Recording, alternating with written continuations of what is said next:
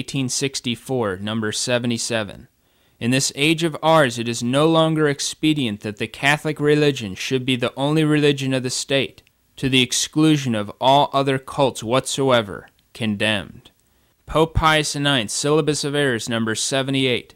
Hence in certain regions of Catholic name, it has been laudably sanctioned by law, that men immigrating there be allowed to have public exercises of any form of worship of their own, condemned. Pope Pius IX, Syllabus of Errors, number 55. The Church is to be separated from the state, and the state from the Church, condemned. Thus, it is abundantly clear that the teaching of Vatican II is direct heresy against the infallible teaching of Pope Pius IX and a host of other popes we don't have time to quote. The teaching of Vatican II on religious liberty could literally have been added to the errors of the syllabus condemned by Pope Pius IX. Dignitatis Humani, number 3. So the state, whose proper purpose it is to provide for the temporal common good, should certainly recognize and promote the religious life of its citizens.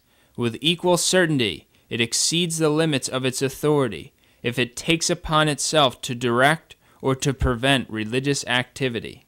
This is incredible. Vatican II says that the state exceeds its authority if it dares to direct or prevent religious activity. In other words, the state exceeds its authority if it is not godless, but justice, reason, and Catholic dogma forbid the state to be godless.